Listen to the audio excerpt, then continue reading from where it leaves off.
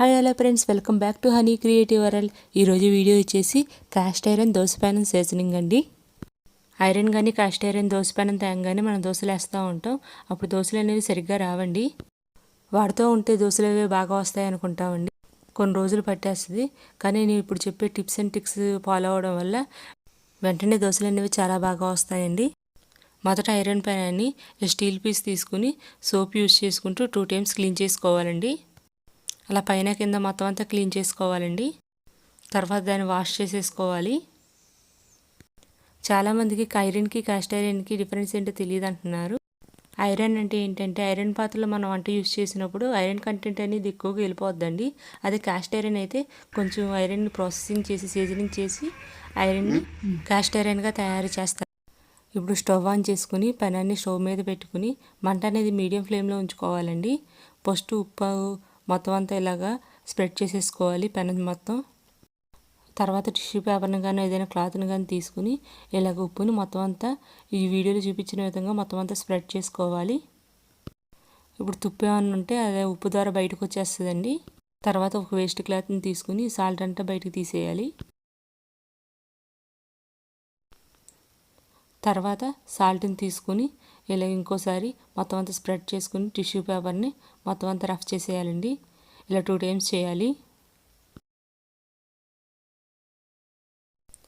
ఒక వేస్ట్ క్లాత్ని తీసుకుని సాల్ట్ అంతా తీసేయాలండి.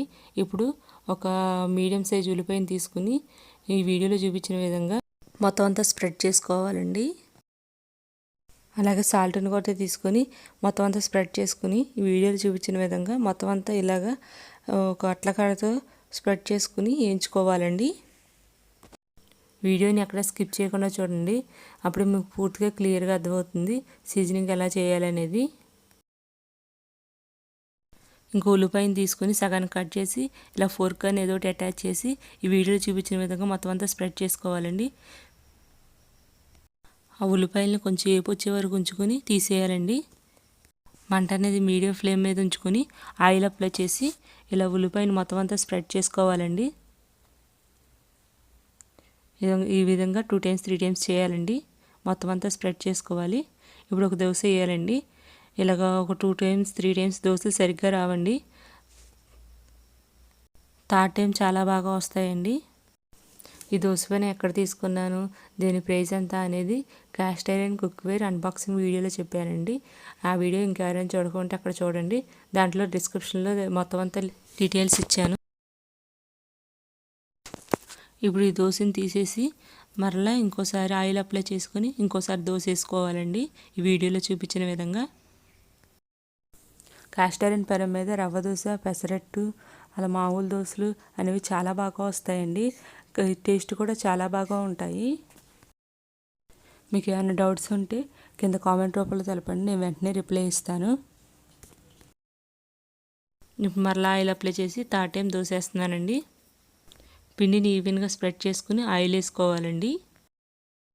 ఇప్పుడు దోశ చూసారా ఎంత ఎర్రగా కాలిందో. ఇప్పుడు దోశని టర్న్ చేసేసుకుందాము. ఇప్పుడు దోశ పెనాన్ని వాడిన తర్వాత ఎలా యూజ్ చేయాలో చెప్తాను. పెనాన్ని సోప్ పెట్టి క్లీన్ చేసేసుకోవాలండి. కొంతమంది పెనాన్ని వాడిన వెంటనే అలా ఉంచేస్తారండి. నేనైతే కంపల్సరీ ఇలాగ వాడిన వెంటనే క్లీన్ చేసేసుకుంటాను. Whatever your choice. ఇప్పుడు క్లీన్ చేసిన తర్వాత ఈ పెనాన్ని స్టవ్ మీద పెట్టేసుకుందామండి. మీడియం ఫ్లేమ్ మీద పెట్టేసుకుని టవల్తో తుడిసేసుకుని ఆయిల్ అప్లై చేసుకోవచ్చు. నేనైతే ఇలా స్టవ్ మీద పెట్టేసుకుని మొత్తం అంతా వాటర్ అంతా పోయే వరకు, తర్వాత చల్లారాక ఈ వీడియోలో చూపించిన విధంగా ఆయిల్ అప్లై చేసేస్తాను పైన కింద మొత్తం అంతా.